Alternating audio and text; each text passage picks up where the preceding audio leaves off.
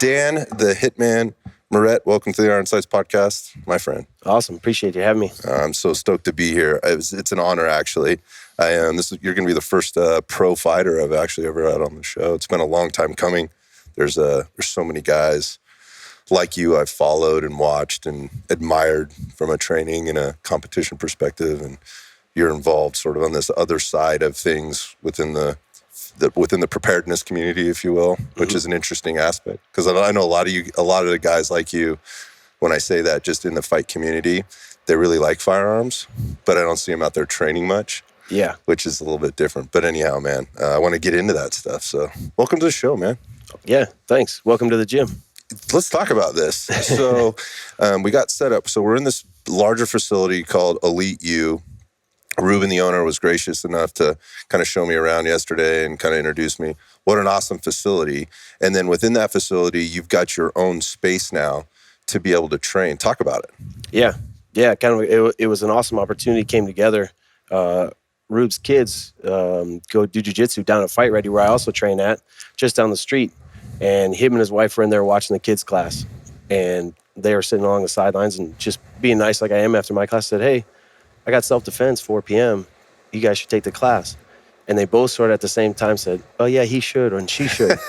And so I turned my head and looked at him and said, I think you both should. And so Rube came, the next week, and he was like, man, this is great stuff. He's like, I think everybody should know this. He started bringing in his trainers from the gym too. He said, hey, I'm just gonna pay for sessions. I'll have everybody come in. I think people should really know this stuff. And so he started coming. He brought the trainers in and then started asking me about private sessions and stuff. He said, I think this is super important. I think everyone should know this. Right. And we developed a relationship there. Then he asked me, hey, would you be willing to come over and work with some of my guys in the NFL that I train? I'd like to get you in there, work with them. He said, the way you coach and train people and talk, he's like, I think you'd be a great fit.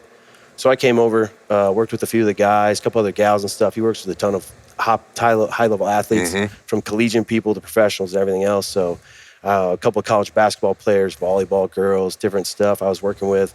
Put me in with the NFL guys. Said, hey, could you work with these people? I said, I can work with anybody. Yeah, we can make it happen. I was like, you want to, see where they're at and what they got? Yeah, we can do it. Yeah. So I'd either do sessions with them or just add on to their end of their workout. Was kind of their little finisher. This conditioning is with me. Yeah. So we set that up, and I looked in here in the back room, which before was basically sort of his garage and storage. Right. He had a bunch of extra gear and things hanging up. A lot of space back here. It's a decent sized spot in a nice area of town to just be using for a garage to park your car. So he had a few heavy bags and things hanging up on the wall, but half it was coming down. It was a sort of kind of a little setup. I was like, what are you doing back there? He said, well, really nothing. It's been a couple different things, but, I said, well, it could definitely be something. Mm-hmm. And here we are.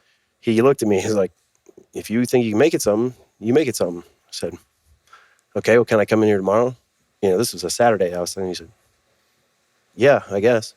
So he let me in on that Sunday, came back, and I had rearranged all the stuff, moved everything, took just rubber gym flooring he had, arranged it around the bags, hung up 4 bags, and turned it into a gym real fast. He said, hey, if you're a man of action, I like it. He said, if you want to make something out of this, we can run with it and do it. So here we are now, mats, wall pads, got a bag rack coming in, whole thing, full zebra mat set up. So, yeah, it's awesome. Yeah, this is all very brand new. This is all, that whole evolution has only happened in the last, 30, 60 days, something like that? Yep. Yeah, it looks fantastic in here. Right when you walk in. So just real quick with regard to the facility on the whole, I mentioned it, again, Elite U here in Scottsdale. When you walk in, pros, no pros, right? And this goes back to the, you guys getting the first interaction that you had and him recognizing what you had to bring to the table, and then you coming over here and recognizing what he was already doing and bringing to the table here. When I walked in here yesterday, because we had Dylan Bensky in yesterday, you walk onto the floor, and if you've been around the environment long enough and you had enough experience, you just know.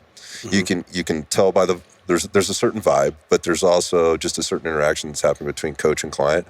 And to your point, you said there's more than just you said there's a couple of pros. There's more than a couple. When I walked in here yesterday, there were several, some NFL guys and some other folks that are very, very serious about their training and their own endeavors.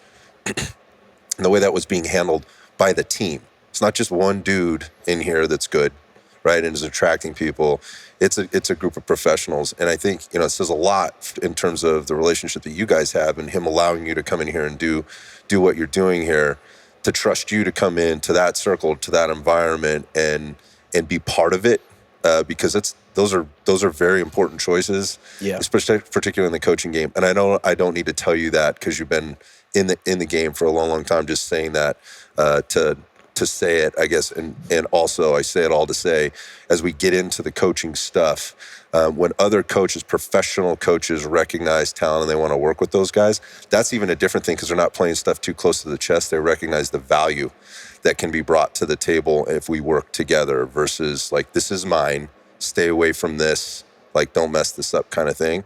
And that speaks to some of the stuff that I think you're doing with Rogue and the team there as well. But anyhow, thanks for having me into the spot. It's gorgeous. I'm really looking forward to seeing how this thing evolves for you. While I don't live here, I can't wait to see, how it kind of comes together, because this is more than something, man. This is really cool. It's got a great vibe. And you're, again, like if you're a client coming to a place like this, you're going to feel it when you walk through the door. Yeah. Yep. Like you said, there's an atmosphere to the entire place where you realize that there are people having fun and joking and doing things like that, but you don't come in here and just sort of get a workout. Mm-hmm. You feel it right when you get in. You're like, I was going to have a light day. Like, I feel like I'm going to push it today. Yeah, exactly. I feel like it's time to send it. Like, yeah, let's gear up and get to it. So it's an awesome place. Because everybody's doing that, right? Everybody from the coaches, there's just an attitude and a vibe and a seriousness about it. This isn't a hobby. People aren't just checking in and checking out. This is a major part of who they are and what they do. So yeah, it's a serious team here that does it and works together, like you said, and that community and culture. But it's everyone that trains here too, whether they're a professional athlete or not. There's other people. It's like almost everyone that walks in this door is a high level person. They're a high performer. They're a high achiever. They're a motivated, successful, driven individual in whatever pursuit that they have. They do it. This fitness side of it is just part of what they do in their life. But even if fitness isn't their thing that they're in, they're serious about it and they want results. And it's like, hey, they might be super busy. They're an entrepreneur. This guy runs 5 other businesses, but when he works out, he wants to work out. So he comes somewhere that he knew was serious and is like, I'm going to get the most bang for my buck. I'm going to go there for that hour. I'm going to get a dedicated service from high level professionals and we're going to really get after it. So yeah, it's a cool atmosphere to be around. Like you said, it's community. You know what I mean? There's a bunch of great people in here, awesome people to meet and talk to. So it's an awesome opportunity. I think for anybody coming in, it's a privilege to be a part of it. And I think that's where I'm kind of I'm getting at it. I didn't articulate before. It's like, I feel privileged to be here. Again, coming in from another place and just kind of walking in, it really does kind of recharge the batteries and remotivate me in certain ways. Motivation is fleeting, but there's pieces of this that I will take away, including the conversations that I've had with folks on the floor. And I think, it relates to a larger thing about being a part of a community and a culture. And I think, we were talking a little bit off air of just sort of, being out here. We're in Scottsdale. For anybody that's kind of been out here, spent any time here, you recognize that being healthy, being fit, taking care of your body, and making that a regular part of your lifestyle. It's not something that you just do. It's part of your day, right? Every day. That culture is very, very strong here. And so people have a lot of options. They can go a lot of places. And that's a great thing for folks in the fitness industry. We were talking about, like, you can throw a rock and hit some specialized places. Like I passed a Muay Thai place coming in, there's another gym you're working at that's 10 minutes from here. We can get into that, but there's plenty for everybody. It's just kind of what your flavor is and who you're looking for. But that speaks, I think, to the culture in general of people that are looking for professional people. So it's really good to see the smaller business, alongside the larger business. Cause I just passed like an EOS down. Yeah, it's right there. Right there. So it's a 10-minute walk from here, maybe even less. Yeah. If you're double timing it, all those places can survive in a place like this. So that in a sense, when people hear me talk on some of the other podcasts we drop on Mondays, we sort of talk about the state of the union, kind of where America is in our health and wellness. It's really good to walk into this kind of environment, just see people kind of getting after it. Yeah. Like you said, it's a community thing here, and there's enough for everybody, and people are just about it, right? There's a vanity thing that goes along with Scottsdale. It's 100%, just part of 100%. 100%. It's part of the reputation of the place and everything like that, right? It's one of those places where beautiful people are. Yeah. It is, and there's a vanity part of it, but it's just the thing about being successful and driven and happy.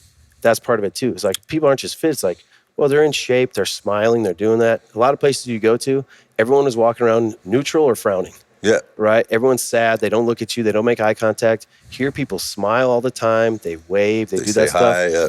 They're very helpful. Yep. Because they got their workout in. They ate something good. They slept well that night. And they're loving their life. Weird how that works out, it's right? Crazy, right? Now all of a sudden you're nice to people. You smile, you wave. I don't know that guy, man. Hey, how? How are you doing? Right. It's exactly. I've been here almost 5 days now, and been all over the place, from Phoenix to Queens Creek to Mesa to here to Tempe, kind of all over the place, just doing different stuff. And that is the exact same interaction I've gotten. And I mentioned it like right out of the gate when I walked into a grocery store with one of the guys I was hanging with earlier, Tony Ryan, and just people are friendly. So I don't want to blow Arizona up any more than I probably already have, but it's always good to come visit here. It's always good to see people thriving and doing well, and just to kind of see how things are evolving for you keeps me excited about what's happening out there, sort of in the world, that people are making a difference and are making an impact. Let's talk a little bit about some of the things you've done to kind of get to this place, because, and I say this all the time when people walk into my gym, they're, oh, someday I want a gym like this. I'm like, cool, keep working, check me out. If there's any way I can help you, get there, but the shit doesn't just happen, right? There's a grind that goes into being, able to take advantage of opportunities and network and things like that. And it doesn't just happen. You've done a lot of things in your career. You're still a young man, but I think, to start right off, for people that may not know you, I know you have at least 23 professional fights under your belt. Can you give us just a little bit of a resume? Yeah. So I in competitive sports and stuff. I mean, I was an athlete growing up. We played sports. I'm from Minnesota originally, and in the Midwest, sports is almost everything. Yeah, everyone's sports teams. You go to Minnesota, you're not going to find a car on it that doesn't have a Minnesota Twins, Vikings, Wild, Timberwolves sticker or something. Everybody's shirt or hat is that. So I played all the sports growing up. Big baseball family. And hockey? No, not hockey. Hockey's for people that got a lot of money. That's an expensive sport. All that gear for all those kids, every 2 years you got to get it. You're getting half price when you sell it to play it against sports. It's handed down, yeah. Yeah, it's tougher there. So I never played hockey really growing up. We'd skate. I had skates, and you'd play pond hockey, but I didn't play organized hockey. Okay. It was basketball and soccer and baseball and all this stuff growing up, and then actually, kind of where my whole combatives journey sort of starts is not making the traveling basketball team when I was in 5th grade. Okay. All right. What are you, 11 years old, 10 or 11 years old then? Yeah. Yeah. Yep. And I was just telling Lindsay, one of the gals who works here, the story of it. I was like, I was probably good enough to make the team, but I was also kind of a troublemaker as a kid. I was a little bit of a wild child. And my friend, whose the father was the coach, he didn't really like me too much. Right? Dan's kind of he's a troublemaker. He's kind of a wild kid. I was probably good enough to make that team, but somehow did not make that team. Okay, gotcha. Right? And he's a great guy, and that's a great family. I was like, he somehow doesn't make that squad. Okay. Well, my mom at the time was dating who would later become my stepfather. He said, well, have you ever thought about doing wrestling? He said, I know the junior high coach, and he does the elementary stuff. My late stepfather, he owned a lighting store, and the coach had lived above the lighting store before in a little apartment there. He had given him a job, had a place to live, stuff. He said, I know the coach. He said, you should try wrestling. And I was like, yeah, you know what? I'll give that a try. Why not? And I went there, and I fell in love with it. I fell in love with it instantly. And I was like, oh, man, this is a different deal. Individual sports is different. Did the first tournament, and I felt great. It was like a perfect mix because I smoked a kid, was like 13-0, and then pinned him. And then my second match, I got absolutely destroyed. Got killed. Yeah. I got poked in the eye. I was crying, and I wanted to quit. Like all the kids do is unless you wrestle, you don't have to do stuff like that. That's hard. Right. That's a voluntary, very difficult thing that you're going to have to deal with. Because if you live in a decent family, it's most of my life's pretty easy. I got food and a roof, and yeah, sometimes mom yells at me, but most of my life's pretty good. Right. Until you're wrestling, and now some kid's trying to smoke you, and you're hurt, and you're crying, and my eye was bloody, and so I win one and lose two or whatever, and you get a 5th place trophy. Yeah. You're happy about it or whatever. Look but that's a lot of things in one day. Yeah. That's a lot of life lessons in one day. Yeah. Well, and I went back to school, and half my eye was all red from being poked. So if I looked all the way to one side, I had this red eye, and everybody thought that was so cool. And I said, yeah, I got at this wrestling tournament. I was doing this wrestling. And they're like, what? Really? Yeah. That's awesome. So that was kind of where that started for me, and wrestled and played football and stuff growing up. And then just wanted to be competitive still after high school. Right. I was kind of going to, going to community college and doing that because that's what you do after school. I didn't really know what I wanted to do. When I was a kid, I wanted to be a professional football player. Turns out I'm not all that fast. I'm not all that big. So professional football, not exactly in the cards for me. Well, you're not as big as some of those dudes I saw in here yesterday. I was quickly reminded I wasn't cut out for it either, as much as I may have wanted it. Like, now I know. Like, I was like, these are monsters. I grew up thinking, like, I'm going to play middle linebacker for the Minnesota Vikings. And we got guys in here. Christian, one of them I work with, he's 6'8", 320 pounds, and muscle, athlete. I just met him yesterday. Like, that dude is... That's a different thing. You're like, that's not a human. That's a different thing. Without disrespecting, the dude's like a mutant. I mean, you look at him and it's just like, and by the way, the nicest, sweetest dude. Like, we had a little conversation. It was great. But the point of that is like, the realities of that are, become very apparent really, really fast. Yeah. And with wrestling stuff, it's like, I was a great tackler. I was an incredible football player. The thing was like, I was like 150 pounds. You're not going to hit Christian. And my good friend played college football. I was on my team, and the coach, that recruited them, even says like, dude, you'd be great. It's like, if you could gain 40 pounds, like, you could have a chance.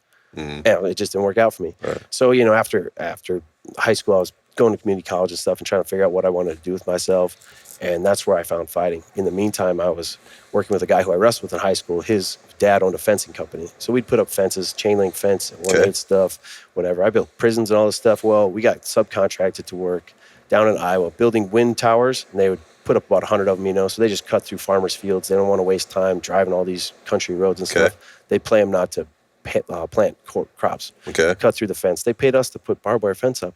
The company's like, you guys are doing great. This is amazing. I'm like, we're putting up barbed wire. Of course we're doing good. It's easy. So they took us out one night. And you're 20 years old, but you can still get into a bar. Sure. That ain't hard. There's ways. You walk in with a bunch of bearded construction guys. They just figure, whatever.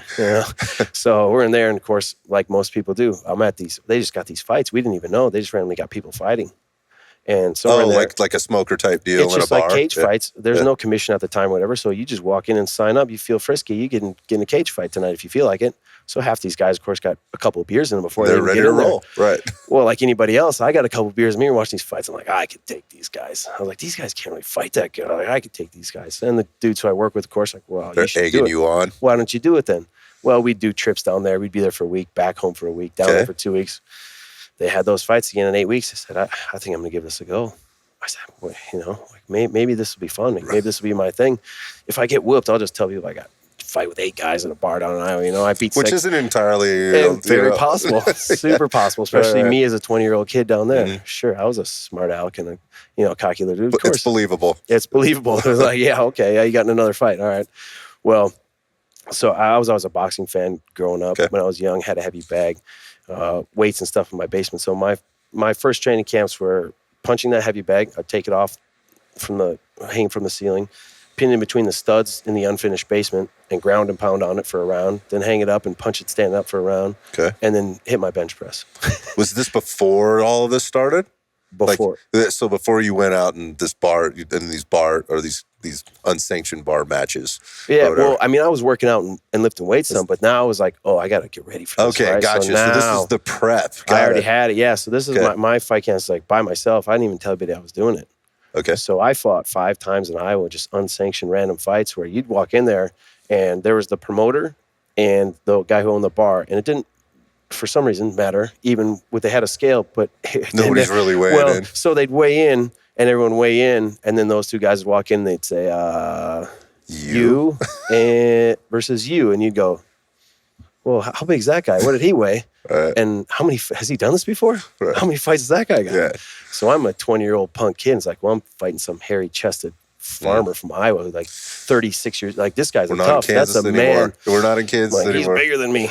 Yeah. But I went in there, 5 times in these just crazy random fights by myself and just smoked guys. I was just aggressive. I was tall, I'm left-handed, and I can wrestle. So just based on that, I was like, hey, I was willing to train hard and go, and I just went for it. So how does that evolve into like the next thing?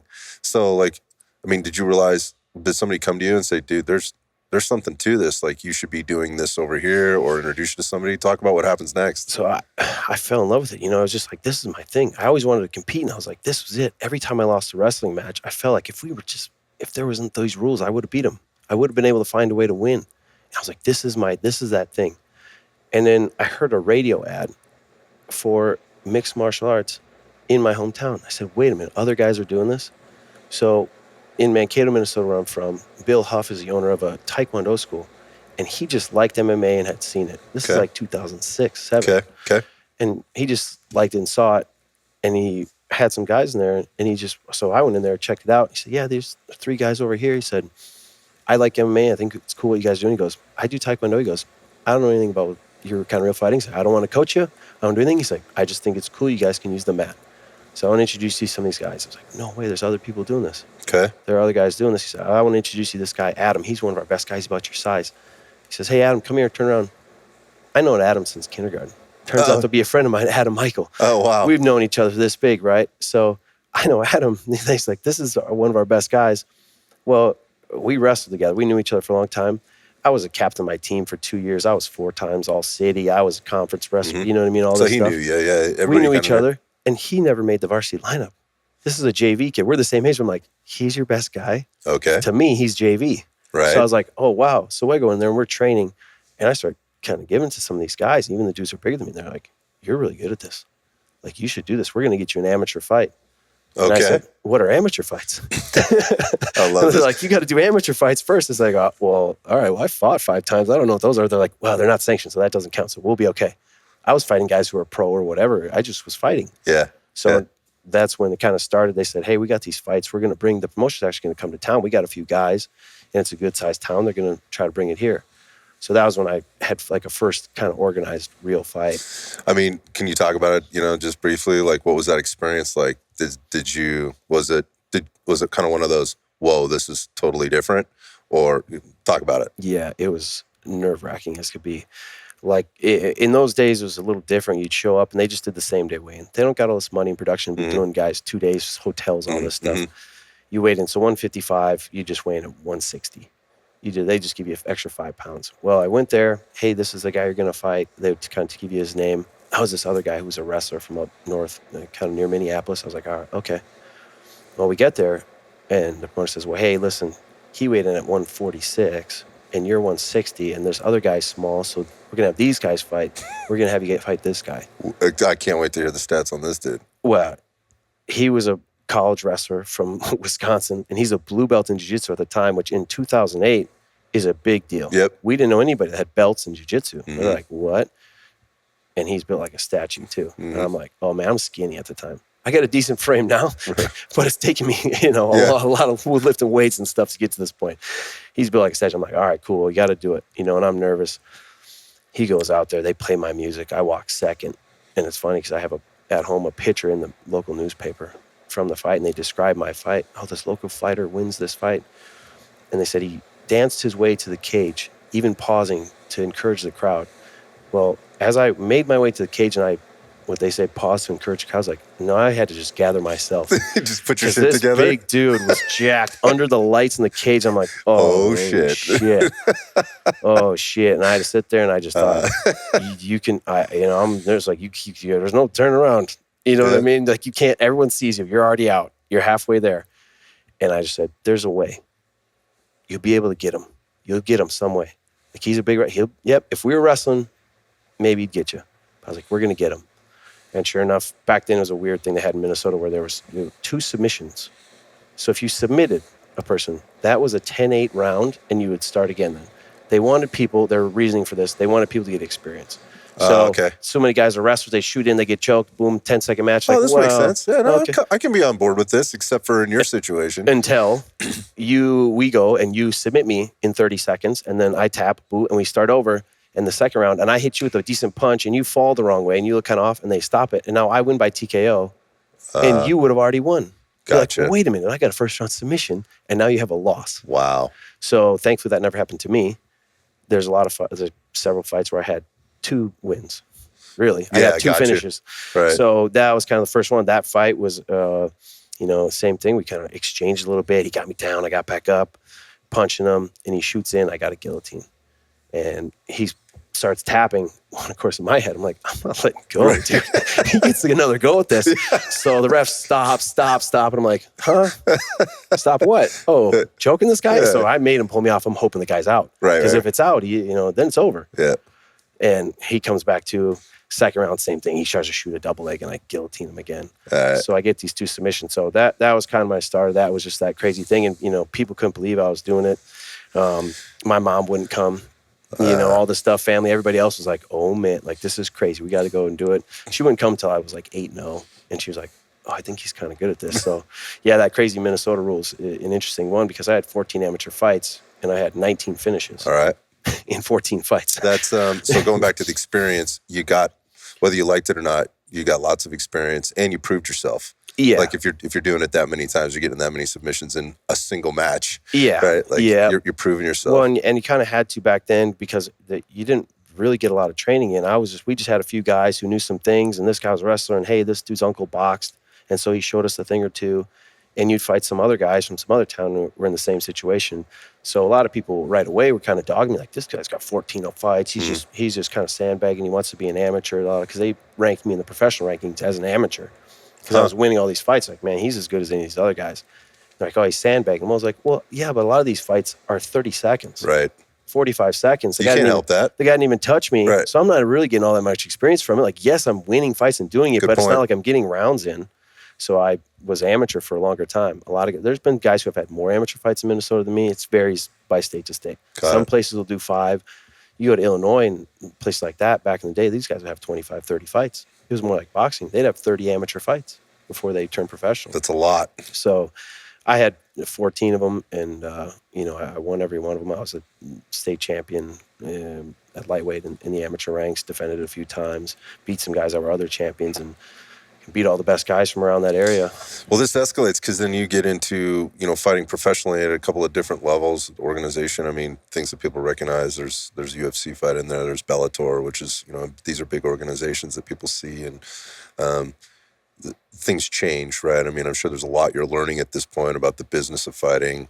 You probably can't stay in Minnesota very long if you want to continue to do this. My guess is, like, you've got to go to where the fighters are, to where you can spar and train with coaches and fighters that are maybe more experienced. I mean, am I wrong about this? Well, Minnesota actually does have some high-level guys and people. Greg Nelson, who's my coach out of there, has coached 4 UFC champions. He's had a bunch of people in the UFC and high-level guys. There's a ton of wrestling there and a lot of tough people. When you grow up in Minnesota, it's like you drink beer and you get in fights. So there's a lot of tough guys up there. Minnesota, Iowa, all these places. The only issue with places like that is you can't recruit people from other places to go there. Right. People from Minnesota, like myself, will certainly come and live in Scottsdale. Right. That's but my you point. are not convincing someone from Scottsdale to live in Minnesota. That's my point. It doesn't happen that way. Right. So, yep, people move and go. And my coach, Greg Nelson, who's up there, who's a legend of a guy and an incredible martial artist, one of the very best. He's so well-rounded and all that stuff. He is one of those guys who was not trying to hold on to guys and not let you get experience things and everything else. He said, martial arts is a journey. And I want you to have that journey take you as far as it can go. So I want you to go to these other places. I want you to train other spots. I want you to do stuff. And he told me that right from the beginning when I first got an offer to go out to San Diego to help a guy, Miles Jury, train for a UFC fight. And he said, I want you to go out there and I want you to experience this and make the most of it. And, I'm thankful for a guy like that who's a mentor to mine. He's more than a coach to me. He's a father figure and a mentor and a man that you can look up to no matter who you are, and a great role model. Greg Nelson up in Minnesota, an incredible guy, and he encouraged me for that. And, it's one of those things where the martial arts journey now, through him and through all of the work I've done, has taken me around the world. I've been all over the world and got to coach and fight across the globe in huge events, and been in big fights, I've cornered against Anderson Silva. Yeah. In Brazil. Yeah. Pretty big deal. Wild. Yeah. In Japan, in Abu Dhabi, in Ireland, all these places. I just go back to the beginning, and that's just because you got cut from the traveling basketball team in 5th grade. Because I wasn't good enough to play basketball. I don't think I would have turned out to be a professional basketball player with my, again, stature abilities and things. Right. And I didn't turn out to be a professional wrestler, but this is about as close as it gets. Yeah. What an outstanding journey. I mean, there's a lot there. And for people that follow you and know you, there's a lot of fights there. And you just mentioned it's taking you all over the world, and now you're able to stay in the game, which I think a lot of people struggle to do in one way or another. You're staying productive, and then I want to talk about kind of what things look like for you now. But yeah, being able to corner for other people, and you're still doing that, correct? Like you're still staying in that game. You're still training professional fighters, or you're training professional fighters now. Can you talk a little bit about that? Like what's a typical day in the life of the Hitman look like these days? Yeah, so between training myself for Yep. professional fights, you know, I fight for Bellator currently, like you said, Mm-hmm. UFC in the past. And so training myself and then training other people, both regular clients and high level fighters. So typical day, you know, it's pretty interesting because like today is like we come to my gym to shoot the podcast. Mm. After this, I'm going to go and get in a fist fight with Kelvin Gastelum, who's fought for the middleweight world title. Good luck with that. Be a sparring partner with him. Yeah. Yeah. Well, and here's the thing. I give good looks and thankfully through my training, I can kind of give looks of different styles of people and guys. And he's fighting Sean Brady, who's a great grappler and a good wrestler and has high level submissions. So that's kind of my look in there. So me as a 6 foot tall left-handed guy, I am now going to go and pretend to be 5'9" and right-handed. Yep. Against the guy who means me great harm, Right. with one of the best left hands in the game, Yeah. knocks people silly, has knocked out world champs, and I got to stand in front of him. Like I said, good luck with that today. Yeah. I appreciate that situation. Well, and here's the thing: we spar hard and we go when you got to go, right? And there's a lot of stuff on when spar hard and how much, you know. There's a ton of different things on that. We spar hard, but we do it safe. He doesn't mean me great harm. He's not going to try to knock me out, and I'm not going to try to knock him out. I will try to strangle him for sure, but that's different.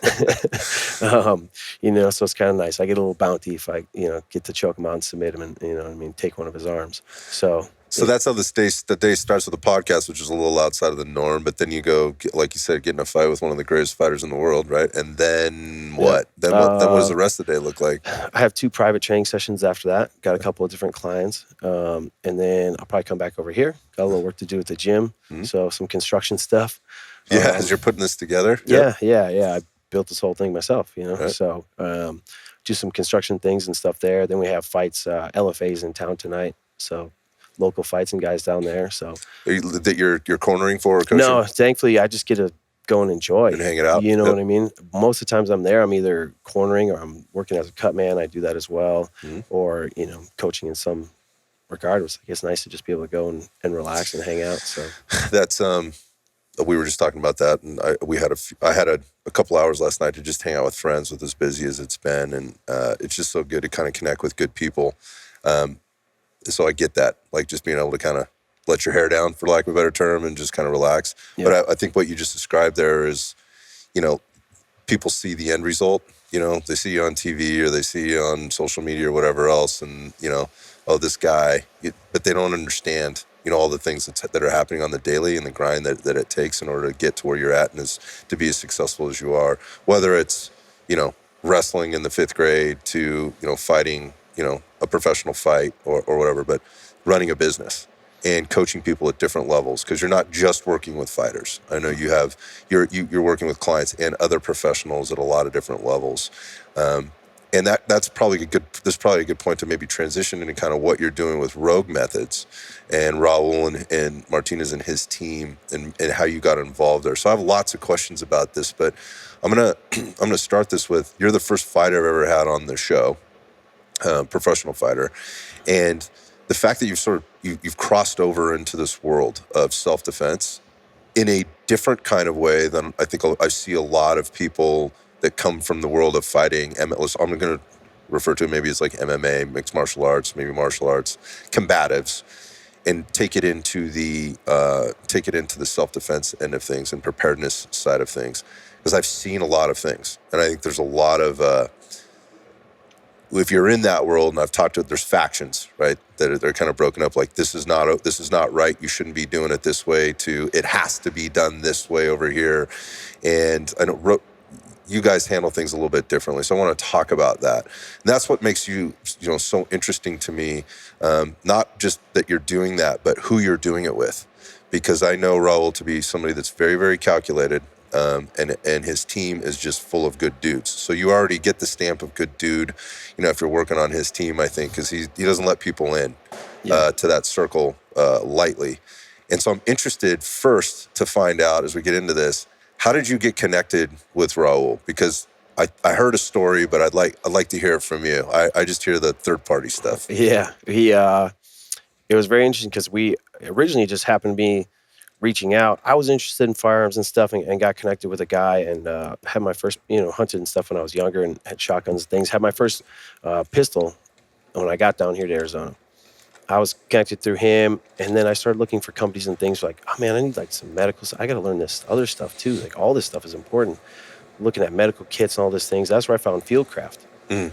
The Fieldcraft Survival, Mike Glover and the guys. And I was like, hey, I had a mutual friend through the guy who had helped me out with the pistol. I had a sponsor down here. He no longer owns that business and stuff, but a mutual friend, hey, I could reach out to them. They might be willing to work with you. You know, you guys can market through your fighting and do all this stuff. Okay.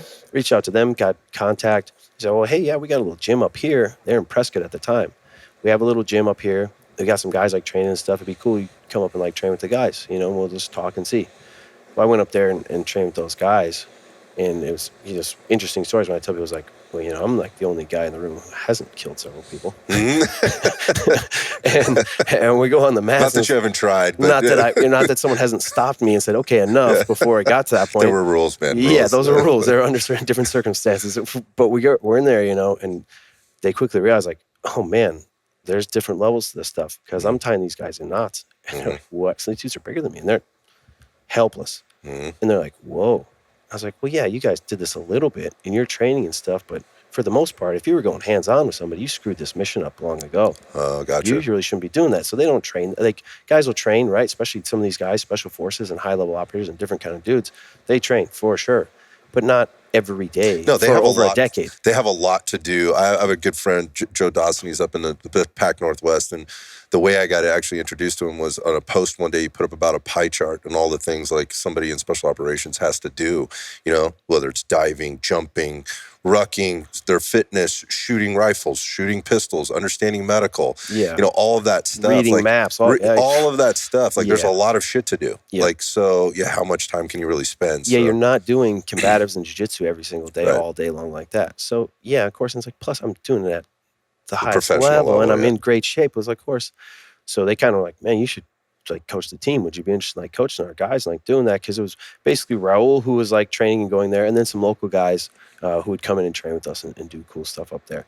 So I was like, yeah, come in and train and do that sort of stuff. So that's where Raul and I met, was really up on the mat there. Got it. That was when he wanted to get involved. That's when he took a fight, an amateur fight, and I cornered and coached him in a fight. That's what I heard. Is this first and only? Yeah, first and only. He said, hey, I just want to do it and see how it goes and where I'm at. Good for him. You know, yeah. And yeah, I was 37, 38 at the time when he did it. And I was, like most people when I train him, I say, okay, well, I need to know what your goals are with this and what you want to do.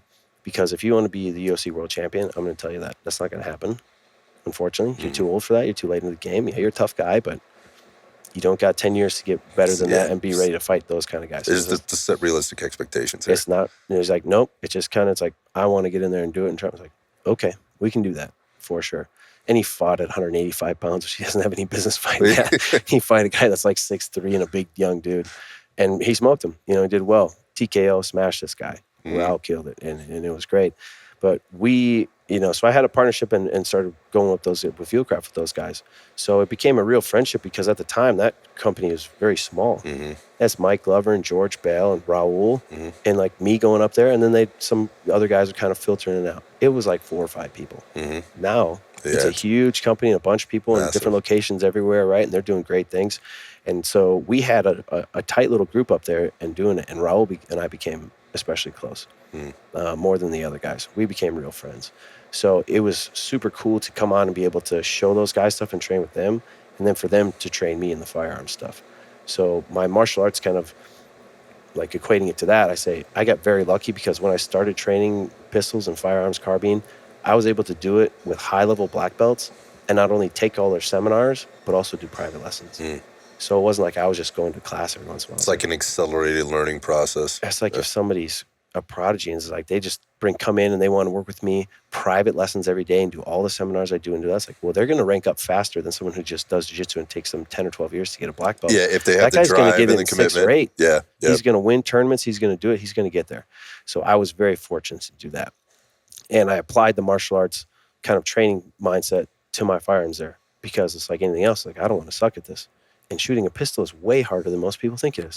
It's not like a movie and you just shoot out the window and I hit everything I go. It's like, nope. Most people at 15 yards and you hold it in your first time, it's like, you're going to miss the whole target. Right. You're going to go, what? I thought I bullseye. I was like, nope. So I was able to train with those guys and I was able to apply the martial arts kind of training format where I was like, I was willing to just do rep after rep after rep after rep. And they showed me some things. So I'd sit in my room and just present over and over and over and over. And I got really good at it because when I was young, like saying, it was like when I was training, I just had to myself. So I was in the basement on the heavy bag, jab cross, jab cross, jab cross. I'm not doing spinning kicks. I'm not doing flying this or that. Jab Fundamentals. cross, jab cross. And that's what I was doing with the firearms with them. And I was having high level instruction doing it. So I was able to get pretty good at that. So I started eyeing their courses. I would instruct and do those things. And then when Raul wanted to split off, through Fieldcraft, I was doing the pistol courses and things, but then we did combatives for them too. Okay. And it was just Raul and myself were the only coaches and teachers that did that. Other people did firearms and stuff, but it was just us doing that. Oh, I didn't realize that. Mm-hmm. Yeah, so we ran that program there and had a great time doing it and success. And then when Raul wanted to branch off and do his own thing, and that was kind of more the focus of it, because there was not a big focus on that in like firearms. It's kind of, you do jiu-jitsu and you fight, or you do these things, or you shoot.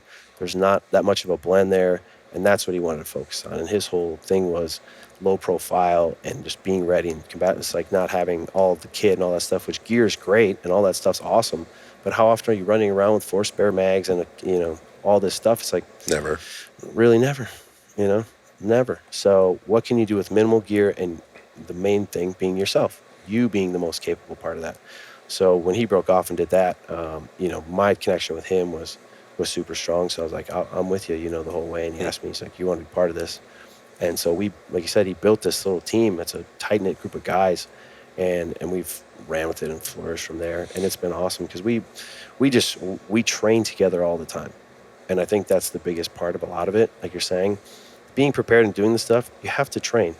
So like, how did I get good at this, and what do I do? Like, oh, well, you're not a cop, or you're not a special operator, you're not do this, so how are you going to fight a gun? It's like, because I train it all the time.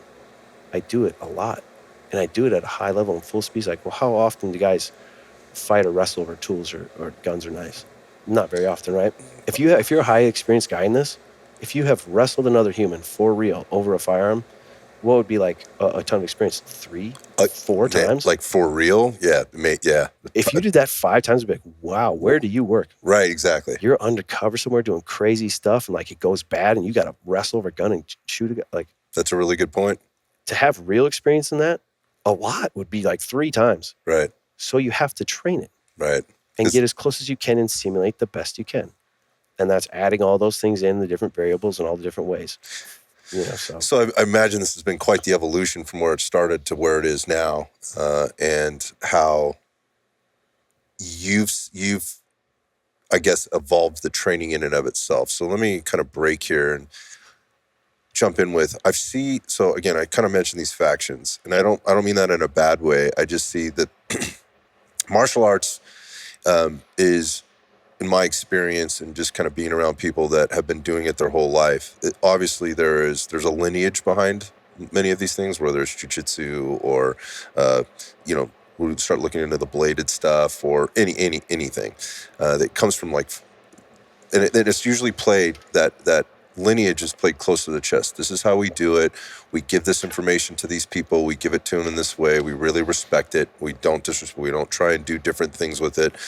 You ask permission, before you go and do the next thing. If you're going to open up a studio and start teaching this stuff, you have to be given sort of the blessing to do that. And then, and so what that does is that creates this, again, keep your friends close and your enemies closer kind of thing. Really, really play it tightly, and play the curriculum tightly. And again, we're not getting outside the framework of what we do here. I think that's good because it keeps it very pure, and then it can be passed on in the way that it was originally intended to be passed on. But when you get into the realities of how situations can go, right? And the reality of it is it could go whatever way, right? And you start adding in it, okay, so if you're in the blade stuff, what happens when a gun gets thrown in? Because it's an entirely different situation. So all the things that I did to train against the blade, while some of that stuff could be effective, when a firearm's involved, it's still a very different situation. Yep. And I'll use this one as an example because for a while there we saw a lot of jiu-jitsu guys trying to teach quote unquote self-defense, or saying they're teaching self-defense because at some point in a class, or maybe they have a class on the schedule where they throw a rubber knife onto the mat or a blue gun onto the mat, and they're trying to take the jiu-jitsu and say, this is how you'd use the jiu-jitsu to defend against this. And it got exposed over time. I mean, people coming out just going, hey man, that's probably not a good thing to be teaching, because here's the realities of that. Like you're trying to bring context to something that doesn't have correct context. So I wonder, as you guys are kind of seeing that kind of happen, and how you've evolved your own program. And I've been involved in it. I've taken some classes from you guys. How do you look at this from your position now, looking out and kind of seeing what other people are doing? And you're a professional, and I know you're going to give me a professional answer, but what frustrates you? What gets Yeah. where are you challenged with this, and how do you kind of come to some resolve with what's going on and against what you guys are doing? Well, some of the stuff that'll frustrate you, you see, is, like you said, people being stuck in like one way or thought, or like, this is my style and this is my thing and this is what works, as opposed to being open and willing to like accept other ideas and try different things and to add those things, right? It's like you're taking out of context is different, you know, whether there's tools involved or not. Jiu-jitsu is great until I can kick you in the face and, you know, or stomp your head. Well, now it's different. You might think twice about playing the guard, grabbing for my, you know, pant leg. Different situation now. So a lot of guys that aren't willing to kind of accept that and look at different things in different ways. You know, one of the things that frustrates me some of the times in the industry is like, people just talking down on each other. Yeah, There's man. so many people that their promotion of their product or course or whatever they're doing is saying that everyone else is Rooted stupid. in shitting on other people. Oh, their dogma sucks and they train this and he's from that school, so you're going to learn the wrong thing. And their whole thing is putting someone else down instead of, hey, this is what we're doing and these are our thoughts and this is where we're going with it. You're focusing on someone else and what they're doing wrong, which is a problem overall in society, and specifically also, again, in this industry. You know, I look at it as it's all martial arts, right? That's where a lot of this stuff started from. If you look at old martial arts back in the days, like, well, yeah, they had swords and bow staffs and things like that. There was weapons involved. Well, most people now don't carry a sword around or a long bow staff or stick. You carry a pistol and a knife. That's most common. Those are the ones now. But it's all still martial arts. So yes, there are parts of jiu-jitsu that help and will work, but not just jiu-jitsu by itself. All right. So you have to be willing to integrate these things and mix it, which is part of what I do as a mixed martial artist. Is I take all the things and you try to put them into context of like, this is what will work in this situation and this will help you in that. I teach a self-defense course down the street at Fight Ready MMA, and my self-defense course people are like, well, what is that? What are you doing in there? I said, it's not hokey, weird stuff like this or death touch or any of this kind of thing. It's fundamentals and basics of wrestling and jiu-jitsu and boxing and kickboxing and running away. And how do you blend those things and how can you become the most effective? How can I block someone if they try to hit me? How can I make it hard for someone to grab me or hit me? Right? And these are all things from jiu-jitsu and wrestling. It's like all of it together. So my self-defense class isn't just jiu-jitsu. Some of the days you're going to be hitting pads. And some of the days you're going to be on the ground in the gi, and some of the days you'll be doing both things. And we're going to work at how best to do those things. And you have to be willing to adapt and add in all the variables, and then to be able to take specific things from that stuff and be able to do it. It's hard to do. We talked a little about before about, you know, the pie chart, all the things you have to do. So for someone to learn self-defense, it's the same kind of thing. There's a lot that goes into that, and it's going to be a little different for everyone based on who you are, what you know, where you're at in your life and your goals and what your thoughts are on defending yourself or your loved ones. Your pie chart's going to look different than mine's, going to look different than someone else's. So being willing and able to adapt those things, I think, is really big as a coach.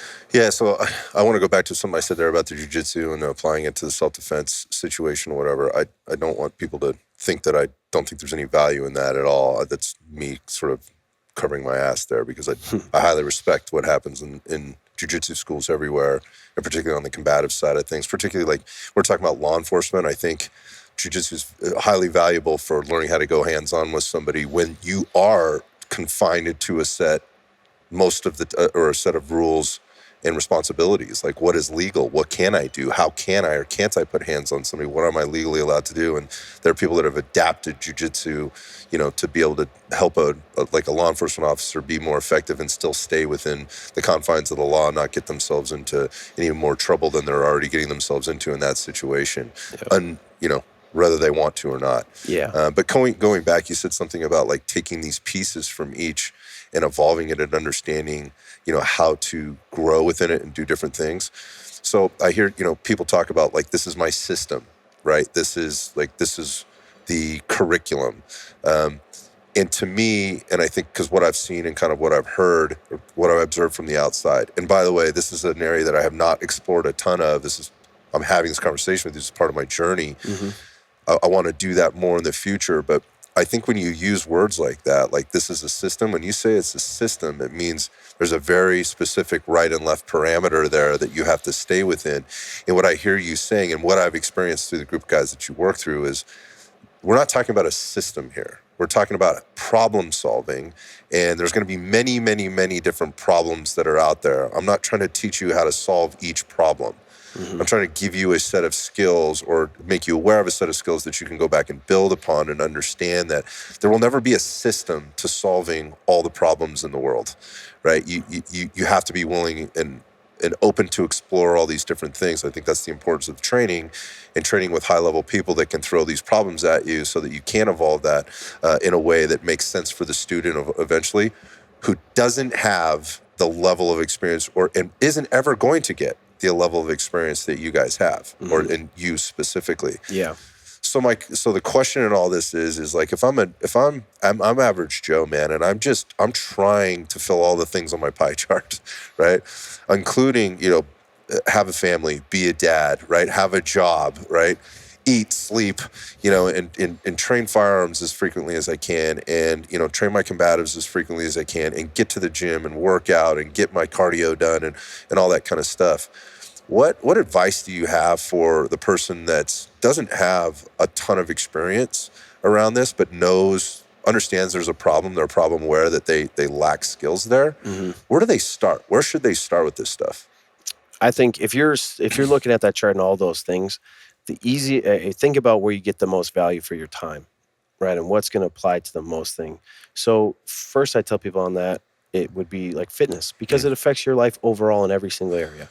Combatives and firearms only affect you in self-defense in these certain situations. So they are important and they're good. But your fitness also affects that. And that's going to set the tone for everything else you can do. If you're in shape, if you're healthy, you're watching what you eat, you sleep well, you don't drink every single night, you know what I mean? You take care of yourself, you'll be able to do all those other things. Your pie chart got bigger. Mm-hmm. There's more room now because your capacity is more. You're able to do more things. Take care of yourself and your fitness there. If you're trying to fill it with self-defense and figure all this stuff out and take care of yourself, I think seek out, the best people you can, the professionals, and someone who's like willing to adapt it, like I'm saying there, for you. And that's where I try to, just like the self-defense class. That's 2 days a week for someone to come. If they only do that, they will get basic understandings of this is how I wrestle. This is how I down block. This is how I can sprawl to not get taken down. This is how I get back up. And then you learn some basic jiu-jitsu stuff, because I can't make you a black belt in jiu-jitsu and then give you the 20-some years of wrestling experience that I have. And then also I'm going to make you a professional boxer, and we're going to do that, and your hands are going to be super sharp. You probably can't gain all those things, like you said. But if you can get the right way to just get a little bit of those basics, right, and find someone that can tell you, based on who you are, where you're at, your size, your gender, your all these things, what are the most applicable things for you? Mm-hmm. Right? If you're a 120-pound female, I will do some striking things with you because I think it's important and it will help, but that's not your biggest strength or attribute you're going to have. If you start throwing hands at some guy who's a full-grown man, it's like, even if you hit him clean, he's still going to be coming. It's just not going to be the best thing for you, right? So you're not doing boxing. But if you can focus on defensive wrestling, agility, you're able to move, they can't grab a hold of you, this sort of stuff, that's much more effective. Running away. Running, right? Shuffling, moving side to side, having balance and coordination. How can I juke and jive a couple of times? How can I get low and get wide so they can't just grab a hold of me and put me down, make it harder? That's your focus there. Okay, we're going to do some striking. Well, it's probably going to be elbows and stuff inside. You're going to be doing that. It's a little more effective. It's easier than throwing hands with somebody. And throwing hands is risky. You might break your hand. You might miss. You might, not do those things. So you got to be able to understand it and try to find someone that can help you put it in the right context. Hey, this is where you're at and this is what your goals are. Okay, well then this is the path. Let's prioritize these things in the right way. Right? I think what I just heard you say there in a nutshell, and this is me saying that, not you, is that there is never a one size fits all to any of this. Mm-hmm. And you cued on music to my ears, because this is what I tell people all the time, or when they ask me certain questions about things.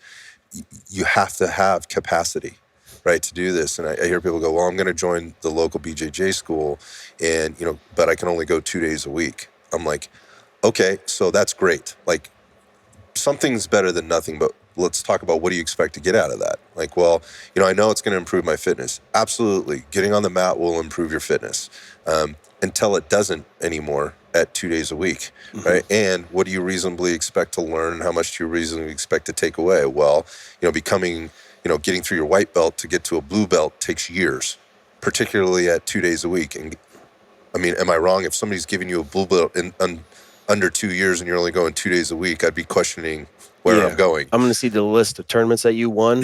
Right. I want to see you on the mat. You better be like a phenom, you right? Better be, right. So I think that's something that people need to be aware of as they're out there spending their money, making investments and asking questions, because people will take your money, right? And there's a long list of people that will take your money. But what do you reasonably expect to get out of that from a learning perspective if you're just getting your ass kicked because you're out of shape, right? If you're just, all you can think about is you can't breathe, not because somebody's choking you out, because you just don't have the physical capacity to actually get through an hour of jiu-jitsu, right? Which includes the warm-up, right? The skill for the day, right? The practicing the skill, the 20 minutes max of sparring that you're doing, whatever, to learn that skill and then get out of there. Like, how much are you really going to reasonably take away from that? So my point of this is if you're that person, go get fit. Invest your money or your time into, taking care of your fitness, your strength, your power, your cardiovascular fitness, and things like that. And I'm not trying to, again, put words in your mouth or repeat anything you just said, but that way when you go to the gym, you have capacity to be able to absorb the things that guys like Dan are going to be teaching you, right? Whatever those things are for you. So I think there's a lot of false hope and a sense of overconfidence in, I train this way a couple of days a week. Well, okay, but that's just, go back to the pie chart. That's one small piece of the larger pie. What gives you what puts you in the best position to take advantage of all the time that you do put into your pie on those kind of things? So again, there is no one size fits all. And I think, again, going back to what I see you doing with the road guys, is that it is that way. It's like, hey, like you're seeing us do a certain thing, like maybe on social media, which grabs your attention. It's the marketing, it's the advertisement for what it is. But there's so much within there that you get when you go and you're actually in front of you guys and you're talking to them. You get that it's way more than, the blue gun with the sim rounds and the, we see so many of those, like you're saying, is like, because especially Rogues Instagram, it's like, it's a little highlight reel and it's fun, it's fast paced, because you're like, cool, that looks like sweet training. Like, man, they're really getting after it. And so, like you're saying, we'll see a lot of people, and maybe they're doing it before the Rogue ones, or they're copying it, either way. And there's just two guys randomly, and then they throw a blue gun in there. There's no context to it, and they have no training and like idea of what to get. So you're just wrestling for and crazy. It's a scrum. And you're just having a scrum there and see if we can kick it back and do something wild and figure it out. Well, it's like we put some context, like you're saying, to that stuff. And what we try to give, like you're saying, instead of curriculums or systems or this, is a concept. If you can understand concepts in a whole, then you can apply different skills and things to that and make it work for you and fit. We will teach you skills and we'll give you certain techniques and things like that. The concept is the biggest takeaway. What is the goal of what I'm trying to do here? Okay, keep the firearm away from you. That's the context of the whole thing. How I do that, okay, cool. Maybe I do it this way, you do it that way, whatever. Can you keep you from getting hold of my gun? That's the concept. Okay, now we put it into context. So a lot of times you don't see in those highlight reels, like, hey, they started like this, in this position for this reason. You're never going to see that in a 15 or a 30-second reel. It's like, let people start drawing lines to this is good, this is bad, this is right, this is wrong. These guys teach it this way, and these guys are teaching it. You don't know anything from what you're seeing in those 30-second videos. I think that's the point. And that's why I like going long form here. And the other thing that I took away from my experience with the full contact gunfighter specifically was how the information was presented. And this goes back to understanding how to coach people. If I'm trying to get somebody to learn a skill, like a high level cognitive skill or physical skill or whatever it is, I need to hit them with that when they're fresh. Right? Not after they've been trashed. Yeah. So the way you might think about the flow going through, maybe for those folks out there that are sort of that have taken lots of firearms instruction kind of courses, it sort of starts slow with the real basic fundamental stuff, which are the skills that you have to build into wherever we're going to be at the end of the day. Well, that's a little different on the firearms range than it is when we're talking combatives, because firearms and shooting is somewhat physical, right? It gets physical depending on the environmental things and the things we might be doing for the day. Much different when we're talking combatives, Yeah. right? So while you think about the flow, I really respect how you guys have adjusted the flow and how the material is presented to get the higher level concepts and then the skills that go into those concepts out in the front before you are taxing people physically and mentally at the same time. Yep. Because the thing is like in order to learn these skills and really apply them, this is not something you can just, pussyfoot around with. You have to go. Yep. Like it has to go full speed ahead. And I don't think a lot of people, kind of recognize that. They see it as cool and I should learn these skills, but they've never gone full speed ahead ever in their life. So they wind up in one of these situations like, holy shit. Yep. It gets pretty scary and pretty real pretty fast. So on top of that, if I'm also physically taxed and I don't really understand the concepts, then what am I doing? I'm just being thrown into a scrum, and I don't take anything away from it. To your point. Yeah, I'm just going to try to hold on and hope they say time, and I still barely got a hold of this. And I didn't advance. I didn't think any of the techniques or the concepts we were talking about and ways to get it back, or what I should do, when I should hold it, how, and nope. I'm just trying to get through it. Then at that point, it's like, well, you're not learning anything, one, and I'm not teaching anything, so neither of us are getting anything out of this, and I don't want to see that. So Raul's done a great job with that. He's fortunate enough to be a great teacher, and he's a mentor, and he looks at other people and learns well. So he figures out how to coach people too. He's not just knows what he's talking about. He's also a good coach. He could coach you whatever because he understands how people learn and applying that. I've been fortunate to have a lot of great coaches in my life and taken some of their style and read things from them. This is how you present material, and you have to be able to read it in people too. Every class is different.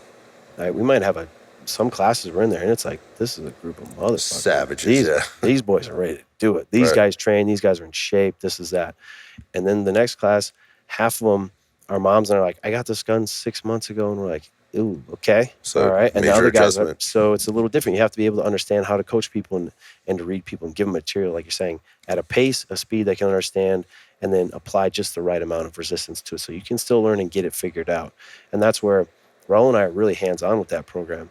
We go in there, it's like, I'm going to wrestle and tussle with a lot of the people because I'm going to give you the best look you can get. I'm the safest one to go with. Same thing when doing jiu-jitsu. I'm a black belt. It's like, I'm the most dangerous guy on the mat here, depending on the room. Obviously, there's a lot of times I'm not. But sometimes I'll be the most dangerous guy on the mat, but I'm the safest one to go with because I'm going to go just as hard as you need and give you the resistance. You're almost going to get me. Yeah, I'm going to get out. And then you got to work for it again. Same kind of thing when we go there. So you'll see me in the gravel and doing that stuff with those people and give them just enough where they can get it. And then, okay, they understand it and go. So we have, like you said, an interesting pace to the class. We're going to study it, we're going to learn it, we're going to do it, then we're going to drill that thing. And then we're going to go back down, we're going to study something else, learn it, drill it, where you can understand it, you get the concept, you get some reps, now test it. And it's not all the things at one at the end, and you're like, oh man, I forget it all, and now I'm just taxed, and I don't learn anything from it. Yeah, and that's all you got was a workout for the day, and you were, and some bloody elbows and knees and whatever else. Cool picture. Some cool Instagram stuff. That's a really good point. There's another point to that too, and that is the direct involvement, hands-on you get with the instructors in class. You're not teaching from the back of the line, right? There's always enough AIs there along, whoever's teaching, there's always enough of you guys there to have people in the mix the whole time. I mean,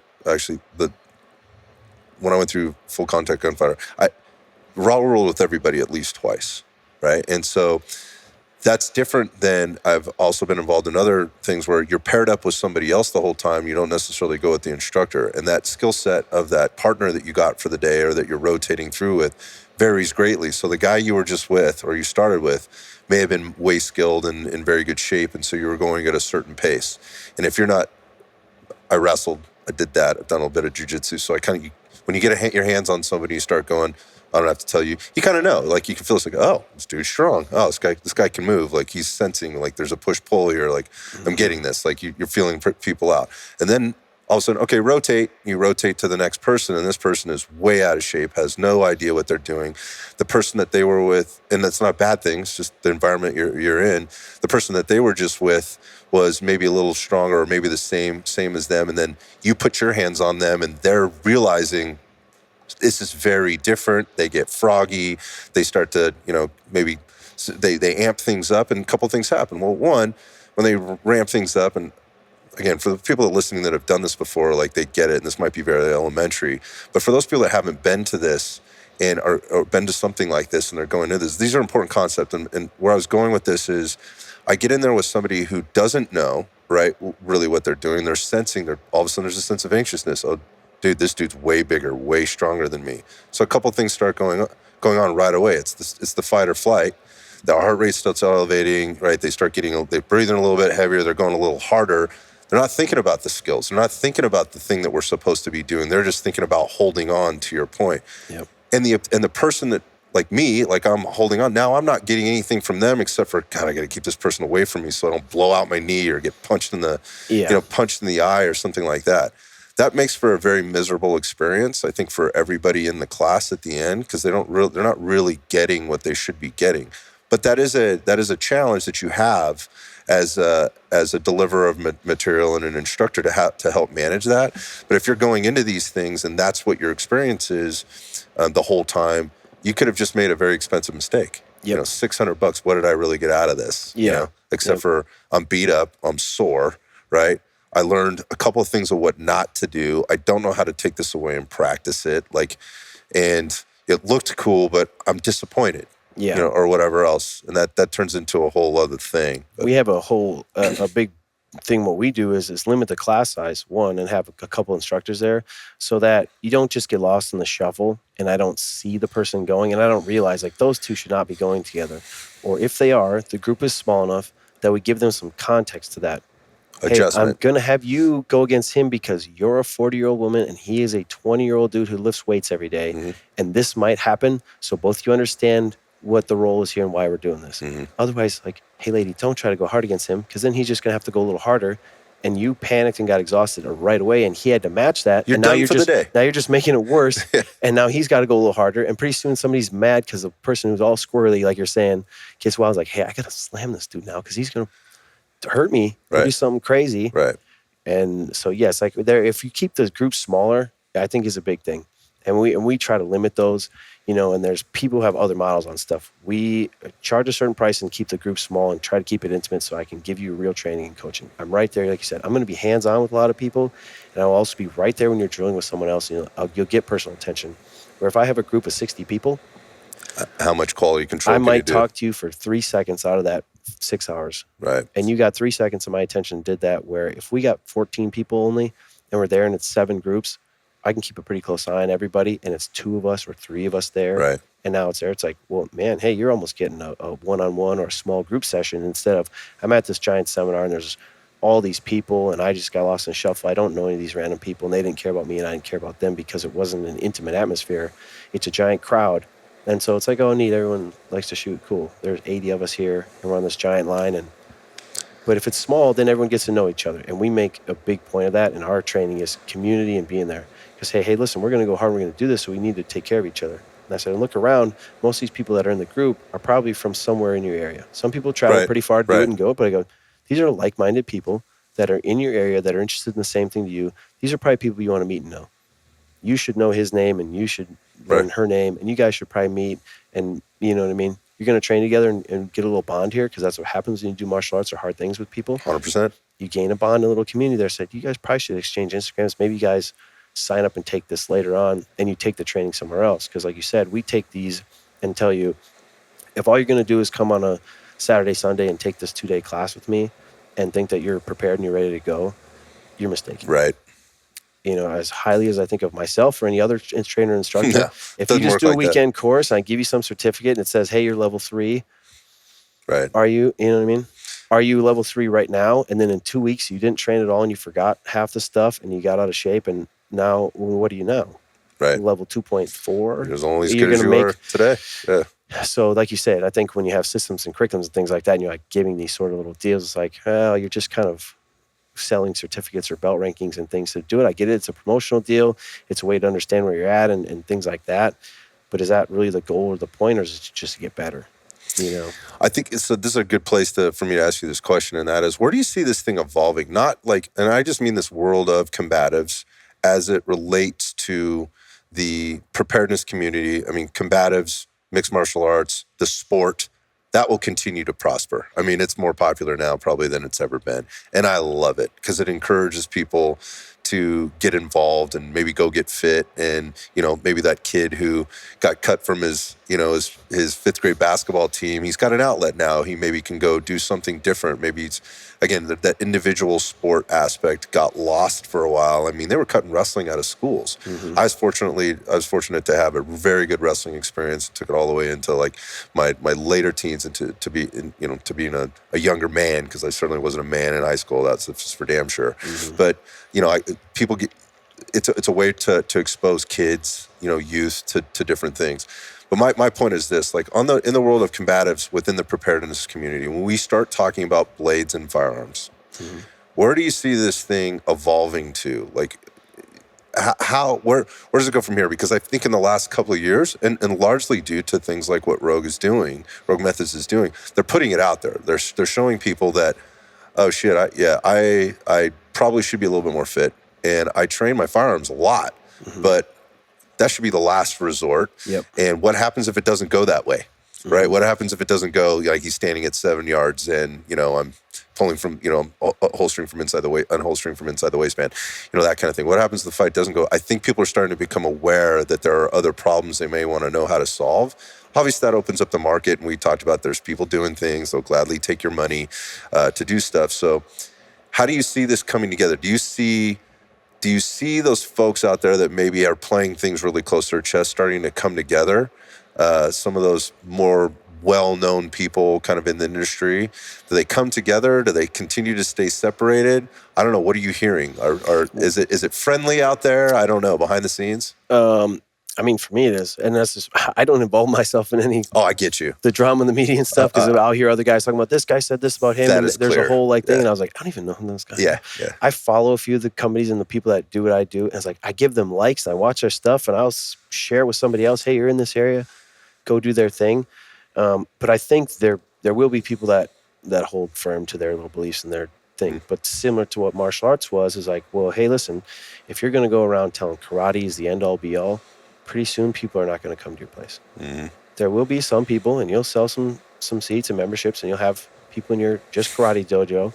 But if you don't show people all the rest of the stuff, you're going to probably get left behind. So there will be some of those people that hold out, but most of those people are going to have to pretty soon accept. They say, hey, this is the reality of it now.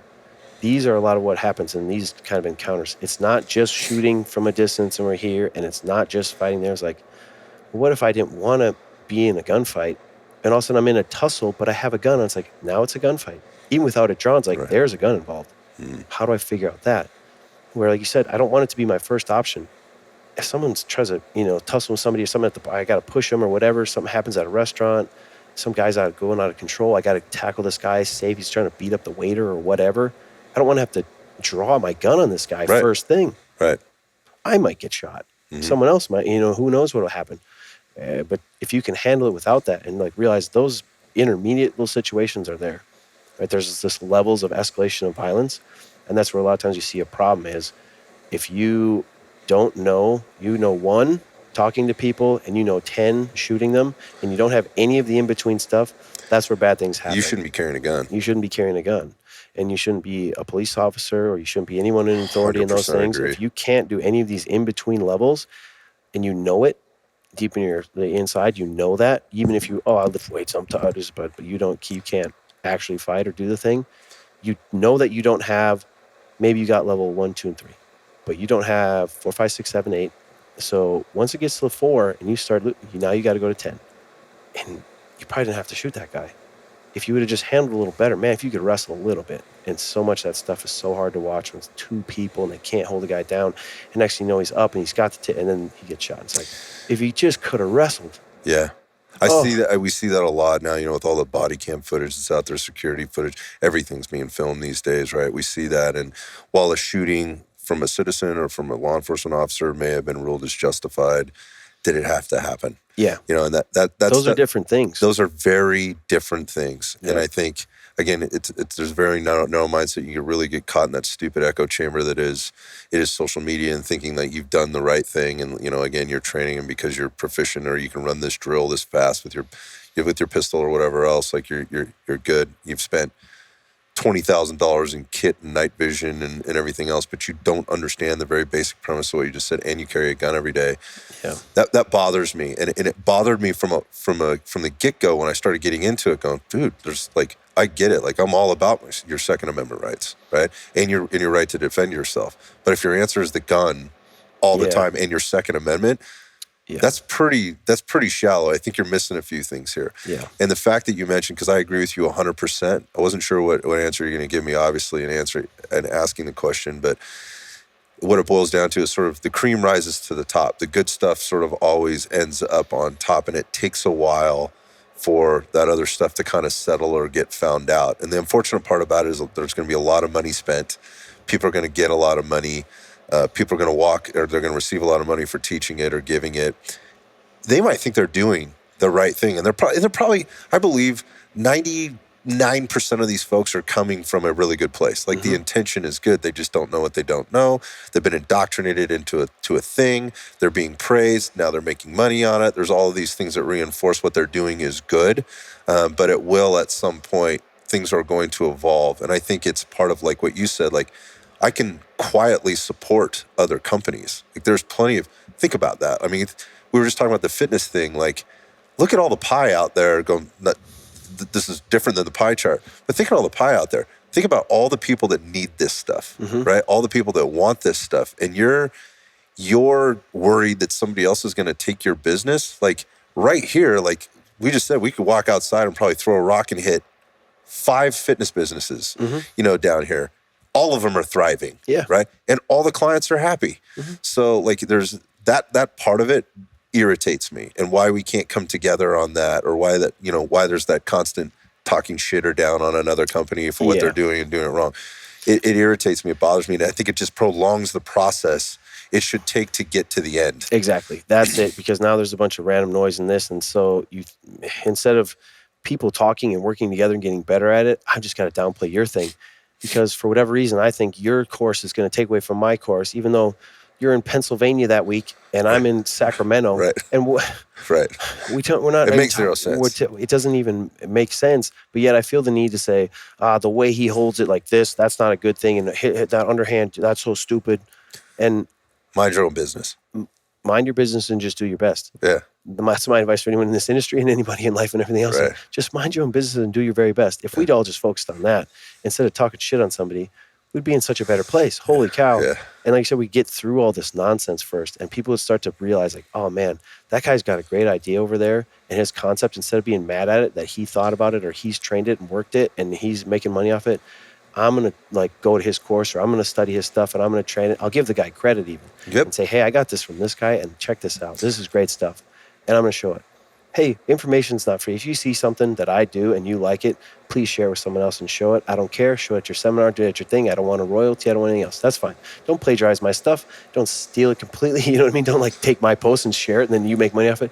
But if you see something that I'm doing at my course, please show that. You know what I mean? I don't care what it is. You see me do some kind of combination in a fight, show that to your students. Please do. It's not my thing, right? I want everybody to have it help. Like I said, there's enough pie for everyone. And if we all just help each other and do that, man, it works out so much better. It's a novel concept. You're right. And all the best ones that I've ever been to, when I say best, I mean best at all the levels. Good people, good courses, good follow-up, good relationships, tend to have a really good reputation, do exactly what you just said.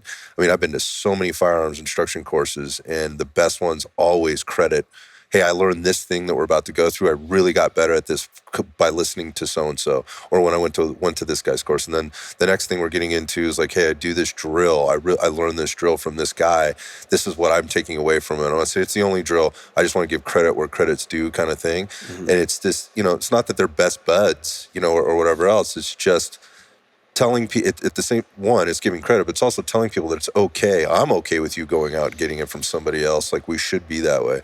I couldn't agree with you more. And again, my relationship with that is really, I think, connected through the fitness business and watching all the exact same shit happen over all the years of, this guy knows what he's talking about, this guy doesn't. look, there's enough pie for everybody. Yeah.